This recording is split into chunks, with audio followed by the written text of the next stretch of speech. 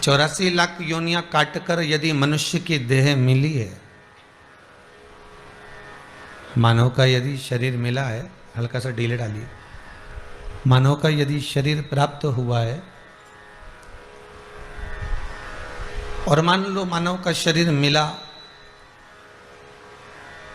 तो उसको प्राप्त करने का सबसे बड़ा कारण है कि हम भगवान की भक्ति को धारण करें।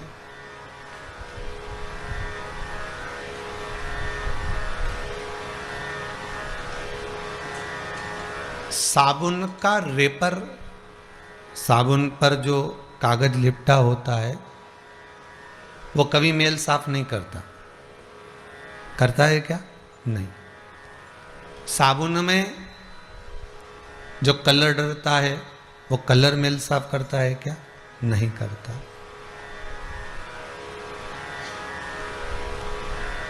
साबुन में जो सुगंध होती है वो मेल साफ करती है क्या? नहीं करती। साबुन का ना रेपर मेल साफ करेगा, ना उसकी सुगंध मेल साफ करेगी और ना उसका कलर मेल साफ करेगा। अगर कुछ मान लो साफ कर भी रहा है तो वो जो साबुन के अंदर जो कास्टिक मिलाया जाता है, साबुन के अंदर जो कास्टिकता डाली जाती है, बस वही कास्टिक मेल को साफ करती है। उसी तरह यदि हम मनुष्य की देह धारण करें हैं, मानव का शरीर मिला हुआ है और हम विचार करें कि हम खूब जोरदार वस्त्र पहन लें तो इससे परमात्मा मिल जाएगा, तो ये नहीं हो सकता। हम खूब लंबे बाल बढ़ा लें, इससे भगवान मिल जाएगा, तो उससे भी परमात्मा नहीं मिलता। हम घंटों तक तप साधना में बैठ जाएं तो भगवान मिल जाएगा, तो उससे भी भगवान नहीं मिलता, उससे भी परमात्मा प्राप्त नहीं होता। फिर हमने सोचा कि हम बहुत देर तक बैठकर हम कुछ ऐसा कर जाएं जिससे हमें भगवान प्राप्त हो जाए, तो भगवान उससे भी प्राप्त नहीं होता। भगवान को प्राप्त करने के लिए बस इस मन के भीतर, इस चित्तवृत्ति के भीतर, तानपुरा लगल बा, इस चित्तवृत्ति के भीतर, इस मन के भीतर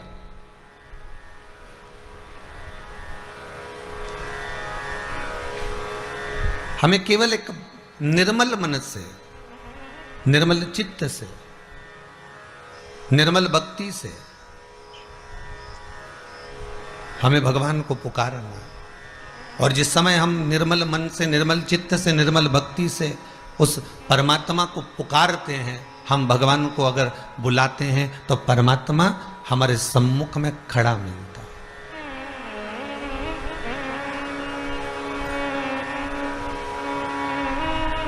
उसको मिलने में देरी नहीं लगती। मेल साफ कास्टिक करेगा, रेपर नहीं,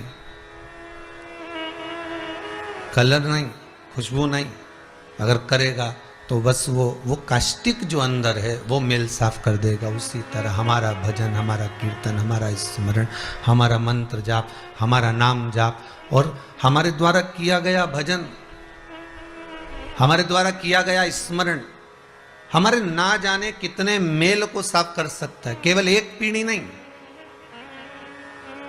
ना जाने कितनी पीढ़ियां केवल एक भगवत तत्व के आनंद में प्राप्त हो जाती, तर जाती। महाराज प्रहलाद जी के वंश के अंतर्गत अगर देखा जाए तो यहां हिरण्यकशिपु का संवाद आता है, और हिरण्यकशिपु का संवाद आया, कितना प्रबल राक्षस जीव था, आसुर प्रवृत्ति थी,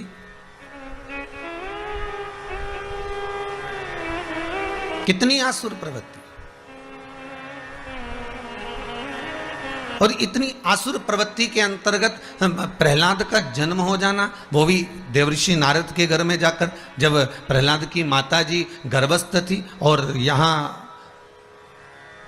माता जब गर्भ से थी और इंद्र ने हरण कर लिया, जब हिरण्यकशिपु तप करने के लिए गए, साधना करने के लिए गए, ब्रह्मदेव से वर प्राप्त करने के लिए गए, और इंद्रदेव लेकर जा रहे थे और देवऋषि नारद ने उनको छुड़ा लिया। देवऋषि नारद ने उनको ले लिया और लेने के बाद देवऋषि नारद ने कहा तुम इनको लेकर कहां जा रहे हो? तो इसके गर्भ में जो बालक है वो इतना प्रबल है कि वो बालक हो सकता है कि हिरण्यकशिपु जैसा ही राक्षस प्रवृत्ति का होगा और ज्यादा राक्षस प्रवृत्ति का होगा और ना जाने कितना उपद्रव मचाएगा।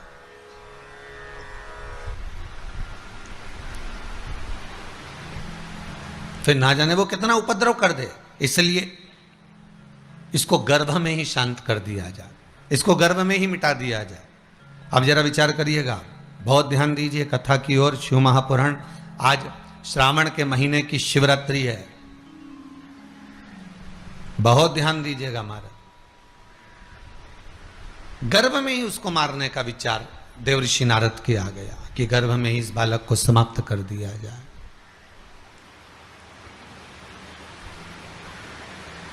गर्भ में इस बालक को मार दिया जाए, और यदि वो गर्भ में मर गया, शांत हो गया, गर्भ में समाप्त हो गया, तो फिर जन्म ही ना लेगा, और जन्म जब नहीं लेगा तो फिर राक्षस उत्पन्न ही नहीं होगा, फिर राक्षस प्रवृत्ति फिर रही कहां? उसको क्यों ना हम गर्भ में मार दें। अब जैसा इंद्र हिरण्यकशिपु के पुत्र को मारने का प्लान बनाए, विचार करा, जरा विचार करिए, जब आप गर्भ में होगे माता के, जब आप माता के गर्भ में विराजमान होगे, तो भगवान अगर चाहता तो तुम्हें गर्भ में ही नष्ट नहीं कर देता।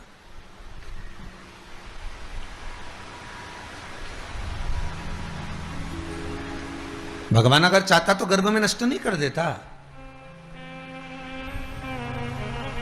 पर उस परमात्मा ने गर्भ में नष्ट इसलिए नहीं करा क्योंकि प्रहलाद को भी इंद्र गर्भ में नष्ट कर रहे थे। प्रहलाद को भी इंद्र गर्भ में नष्ट कर रहे, पर देख लिया देवऋषि नारद ने कि यह बालक कोई साधारण नहीं है, यह बालक जो गर्भ के अंदर विराजमान है यह कोई साधारण नहीं हो सकता। जो गर्भस्थ विराजमान है यह भगवान की भक्ति में डूबने वाला, भगवत का स्मरण करने वाला, भगवत नाम का जाप करने वाला, श्री हरि को प्रसन्न करने वाला है, भगवान की भक्ति में डूबने वाला है, भगवान के स्मरण में डूबने वाला है। ये ज्ञात हो गया देवऋषि नारद को। और कोई सदगुरु होता है, कोई संत, कोई साधु, कोई सन्यासी, कोई ब्राह्मण, कोई साधक ऐसा होगा जो पहचान जाएगा कि ये गर्भ में मारने के लायक नहीं है, इसको मारा ना जाए,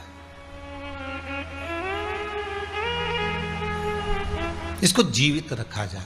और जब ये जीवित रहेगा, जब ये जीवित रहेगा और जीवित रहेगा तो फिर ये कहीं ना कहीं हरि भक्ति को धारण करेगा, भगवान के स्मरण को धारण करेगा, और भगवान की भक्ति में जब डूब जाएगा, भगवान के स्मरण में जब डूब जाएगा, भगवान की सहज भक्ति में जब वो पहुंच जाएगा, तो संसार के ना जाने कितने लोगों को भी भगवान की भक्ति में डुबो देगा।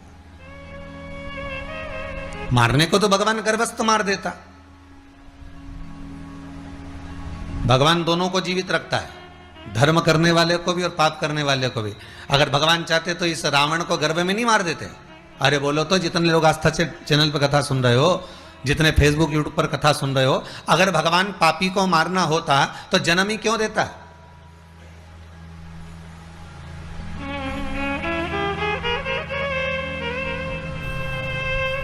अगर लंकाधिपति रावण को भगवान को मालूम है कि ये राक्षस है, भगवान को मालूम है ये उपद्रवी निकलेगा, तो फिर इसको जन्म क्यों दिया? उसको गर्भ में नहीं मार देते।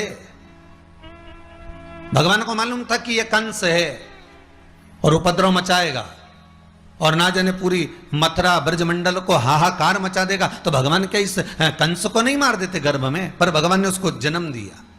हिरण्यकशिपु जब पैदा हुए तो क्या भगवान को नहीं मालूम था कि ये पैदा होगा तो उपद्रव करेगा? पर भगवान ने उसको भी जीवित करा। हिरण्याक्ष का भी मालूम था। संसार में भगवान अगर देवतुल्यों को, भगवत भजन करने वालों को, स्मरण करने वालों को, पुण्य करने वालों को, धर्मात्माओं को अगर मेरा भगवान जन्म देता है तो उसके साथ में पाप करने वालों को भी भगवान जन्म देता है। कारण क्या होता है कि भगवान ये विचार करता है कि पुण्य वाले के साथ में भजन में अगर लगोगे, परमात्मा की भक्ति को धारण करोगे, तो एक ना एक दिन वो परमात्मा का मिलन करवा देगा। एक छोटा सा प्रसंग है, ध्यान दीजिएगा। एक गोबर के कीड़े को भंवरे से मित्रता हो गई।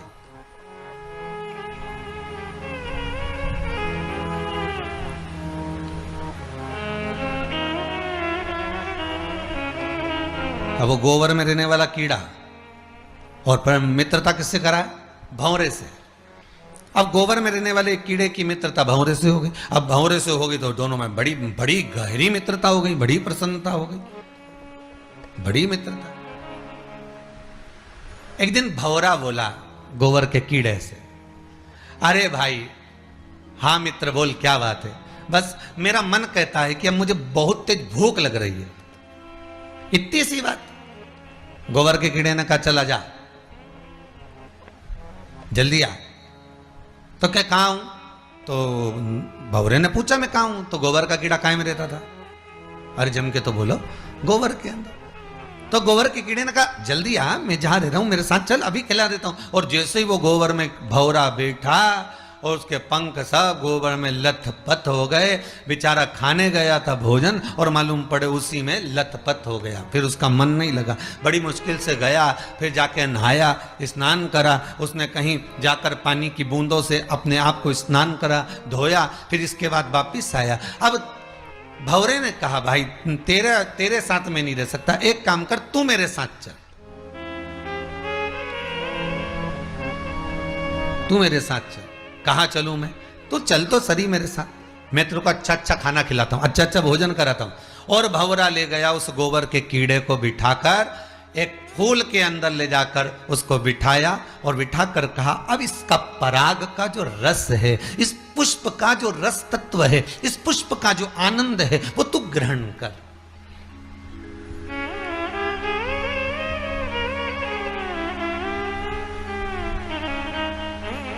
और इस पुष्प का जब रस तत्व तू ग्रहण करेगा, उसमें जो खाने में आनंद आएगा, जो पाने में आनंद आएगा, जो तुझे सुख मिलेगा, वो सुख कहीं नहीं मिलेगा। अब वो जो गोबर का कीड़ा था वो फूल के अंदर बैठ गया। अब तो पहली बार तो इतनी जोरदार पार्टी मिली है। अब अभी तक तो इतनी जोरदार पार्टी मिली नहीं थी, और अब जो पार्टी मिल रही है, इतना जोरदार जो भोजन मिल रहा है, तो उसमें तो सुख का अनुभव हो गया।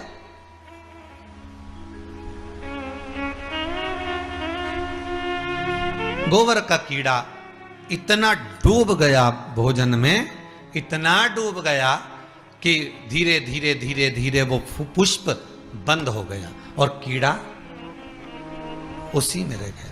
भंवरा चले गया, भंवरा चले गया, कीड़ा उसमें डूब गया।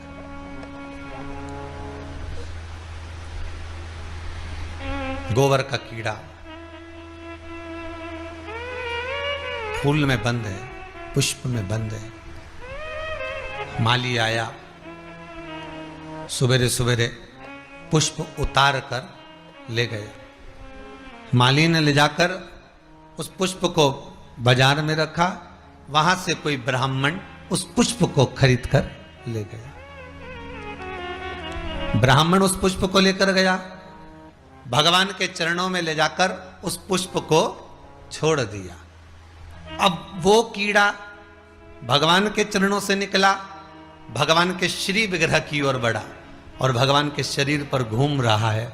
घूमने के बाद वो कीड़ा वापस फूल में जाकर बैठ गया, और बैठने के बाद जब पुष्प को उठाया गया, निर्माल्य जब पुष्प हो गए, उनको जब उठाया, उठाने के बाद उसको ले जाकर फिर फूल को, जो उतरे हुए फूल होते हैं, उसको ले जाकर पंडित जी ने गंगा जी में डाल दिया। गंगा जी में डाला, जैसे ही वो गंगा में गया, जाते से ही गंगा के जल में तैर रहा था, ऊपर से भंवरा आ गया। भंवरे ने आकर कहा मित्र क्या बात है, आज तू बड़ा प्रसन्न दिख रहा है। तो वो गोबर का कीड़ा कहता है कि मित्र बने तो तेरे जैसा बने, जिसने मुझे गोबर में से निकालकर पुष्प में ले जाकर रख दिया, पुष्प में से ले जाकर भगवान के चरणों में ले जाकर रख दिया, भगवान के चरणों में से ले जाकर गंगा के जल में ले जाकर रख दिया, ऐसा मित्र बने तो आपको अच्छी जगह ले जाकर रख दो।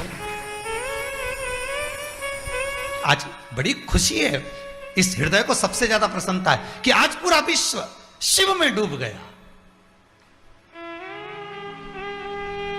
7 बजे की तैयारी सुबह से चालू है, इंतजार हो रहा है। 7 बजे 25 बार फोन लगा दिया, 6 बजे आ जाना, तैयार। हृदय उमंग से भरा, आनंद से भरा। ईमानदारी की बात कहें, कभी मौका मिले तो आपके घर में अगर शिव पुराण हो तो शिवरात्रि प्रसंग को अवश्य पढ़ना, सुनना, धारण करना। गीता प्रेस गोरखपुर की शिव महापुराण मंगाकर उसको पढ़ना। उसमें लिखा है शिवरात्रि के दिन शंकर के शिवलिंग का जब निर्माण किया जाता है, गृह में, घर के अंदर जब पार्थिव शिवलिंग का निर्माण करते हैं तो उस मट्टी के एक एक कण में कोई दूसरा नहीं रहता। 33 कोटि देवता शंकर का अनुमोदन करने पधार जाते हैं। तुम्हारे घर में अभी तक मेहमान आए, तुम्हारे घर में अभी तक परिवार वाले आए, आज शिव तुम्हारे घर में प्रवेश कर रहा है। शंकर तुम्हारे घर में अकेला नहीं, 33 कोटि देवताओं को लेकर जा। 33 कोटि देवता। मन में कपट नहीं होगा तो भगवान, यहां बीनता के मन में कपट नहीं था, इसलिए वरुण और गरुण हुए। और यहां कद्रू के मन में कपट था तो भीतर बाहर की जिह्वा का जो जहर था, व्यक्ति जैसा बोलता है, जैसा अपशब्द कहता है, ताने देता है, गाली देता है, आड़े तेड़े संबोधन कहता है, उसकी जीवान का जहर उसके भीतर उतरता रहता है। उसकी आत्मा, उसकी चित्त, उसकी वृत्ति अंदर ले जाती है। कद्रू जैसा बीनता से कपट करती थी, वो कपट कद्रू के उदर में चला गया और बच्चे जो 1000 गर्भ में थे उनमें वो जहर भरा गया। वही जहर आज भी सांप के अंदर है, सर्प के अंदर। कद्रू ने एक जिह्वा से विष उगला था। विष उगला मतलब अपशब्द कहे थे। कद्रू की कितनी जिह्वा थी? अरे बोलो जम के, एक। बीनता की कितनी जिह्वा थी? एक। तुम्हारी कितनी जिह्वा? एक। हमारी कितनी जिह्वा? एक। एक जिह्वा से हम जब विष उगलते हैं, हम एक जिह्वा से जब आड़ा टेढ़ा कहते हैं, गलत संबोधन कहते हैं, फिर याद रखना पलट कर हमको 2 जिह्वा से मिलता है। इसलिए सांप की कितनी जिह्वा होती है? 2। पलट कर विष, जिस विष को तुमने उगला, जिस विष को तुमने दुनिया को दिया, जिस विष को तुमने अपशब्द कहे, वही पलट कर दुगना होकर मिला। हमारा शास्त्र कहता है, महाराज कितनी सुंदर बात कहता है, अगर हम एक अन्न का दाना किसी को देते हैं, कोई ब्राह्मण तुम्हारे यहाँ आया, कोई गुरु तुम्हारे यहाँ आया, कोई साधक तुम्हारे यहाँ आया, कोई उपासक तुम्हारे यहाँ आया, कोई बेटी तुम्हारे घर पर आई, कोई बहनें तुम्हारे घर पर आई और तुमने उसको एक साड़ी दे दी, ब्राह्मण को तुमने दक्षिणा दे दी, ब्राह्मण को तुमने तिलक कराकर भोजन करा दिया। एक अन्न का दाना भी हम संत को, ब्राह्मण को, साधु को, सन्यासी को, तपस्वी को, गौ माता को, बहन बेटी को अगर दे रहे हैं तो विष्णु पुराण कहती है उससे 1000 गुना ज्यादा तुमको प्राप्त हो जाता है। एक जिह्वा से दोगे, 2 जिह्वा से मिलता है। एक हाथ से दोगे, हाथ में बटोरा नहीं जाएगा, इतना परमात्मा दे देता है। जैसा दोगे मिलेगा। अब तुम अच्छा दे दो, अच्छा मिल जाएगा। बुरा दोगे, बुरा मिल जाएगा। ताने दोगे, ताने मिलेंगे। अपशब्द कहोगे, अपशब्द। अच्छा बोलोगे, अच्छा मिलेगा। राम कहोगे तो राम भी बढ़कर मिलेगा। बोलो सही है कि नहीं? आप किसी को बोल कर देखना, तुमने तो मुंह से कितनी बार बोला राम राम? कितनी बार हुआ? 2 बार। सामने वाले ने फिर बोला राम राम साहब, राम राम, तुम तो बहुत दिन से ही नहीं मिले। कितनी बार हो गया? 4 बार। पलट कर प्रेम से दिया है ना। सुबह सुबह मॉर्निंग वॉक करने जाओ और जरा बोल के देखना राम साहब, तो सामने लगा राम राम साहब। क्यों साहब आ नहीं रहा आजकल मॉर्निंग वॉक करने के लिए? पानी बहुत गिर रहा है, तो कभी कभी तो आ जाया करो, तो कम से कम तुमसे राम राम तो हो जाती है। कितना हो गया रे? अब अभी बोला राम राम। मॉर्निंग वॉक में तुम आ जाओ तो तुमसे राम राम तो हो जाती है। कितना हो गया? 4। अरे तो और भी तो राम राम करते होंगे। नहीं, राम राम तो करे, पर तुमसे राम राम करने का आनंद दूसरा है साहब। कितना हो गया? 6। अब बात चल रही दोनों की, पर कई लोग तो ऐसे हम उनसे राम राम करे तो राम राम नहीं करे। तो उसने कहा भले नहीं करे, तुम तो राम राम करो साहब। कितना हो गया? 8।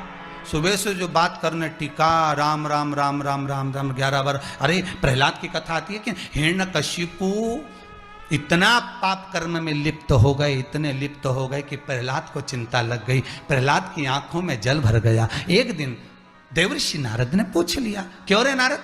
नारद जी ने पूछा, क्यों प्रहलाद, ये बता तू रो क्यों रहा है रे? इतना विद्वान होकर तू रो रहा है? तेरी माता के गर्भ में मैंने तुझको ज्ञान दिया था, माता के गर्भ में मैंने तुझे विद्वान बना दिया था, फिर क्यों रो रहा है? किस लिए रो रहा है? प्रहलाद कहते हैं मेरे पिताजी कभी भगवान का नाम नहीं लेते जब वो प्राण छोड़ कर जाएंगे कहीं नरक ना पड़ जाएं, उसका मुझे दुख है। देव ऋषि नारद ने कहा इतनी सी बात है, तो चिंता मत कर, तेरे पिता के मुख से 21 बार तो राम राम किलवा लूंगा, नारायण नारायण किलवा लूंगा, तो चिंता मत कर, अभी देख तू, कुछ नहीं तो 11 बार तो किलवा ही लूंगा, 21 नहीं तो 11। देव ऋषि नारद ने प्रहलाद जी से कहा, प्रहलाद जी बोले मेरे पिता के मुख से 11 बार नारायण किलवाना दम रखाता है, वो एक बार नारायण नहीं बोले। कभी कभी मुंह पे नारायण आ भी जाता है तो ना बोल के रह जाता, आगे बढ़ता ही नहीं। तो चिंता मत कर। देव ऋषि नारद ने एक तोते को बुलाया, तोते को सिखा दिया नारायण नारायण नारायण नारायण, और उसको पेड़ पे बिठा, और जहां से हिरण्यकशिपु निकल रहा था तोते को वहां बिठा दिया, और तोता हिरण्यकशिपु जैसे नीचे उतरा और तोते ने बोल दिया नारायण नारायण। हिरण्यकशिपु ने जो तोते को देखा तो गुस्से में लाल हो गया, मंत्री को बुलाया, इधर आ, हमारे राज्य में मनुष्य नहीं बोल सकता तो ये तोता नारायण कैसे बोल दिया? गिनते जाओ जरा, ये तोता नारायण कैसे बोल दिया? मंत्री बोले हमको ही नहीं मालूम, इसको सिखाया किसने?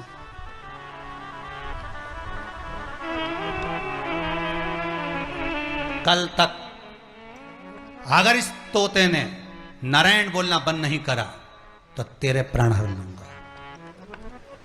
गिनते जाओ। बस घर गया, गुस्से में लाल, तन्न फन हो रहा। पत्नी ने पूछ लिया आज तुम्हारा क्रोध दिख रहा है, क्या हुआ क्या, ये तो बताओ। जिस नारी ने प्रहलाद को गर्भ में रखा होगा वो मां कैसी होगी, विचार करिएगा।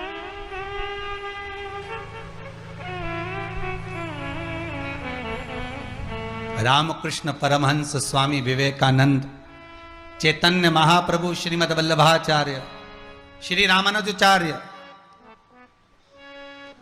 तुकाराम जी, मीराबाई, कर्माबाई, नरसिंह मेहता, नामदेव, ध्रुव, प्रहलाद को जिन माओं ने जन्म दिया होगा वो मां कैसी होगी, कभी विचार करिएगा।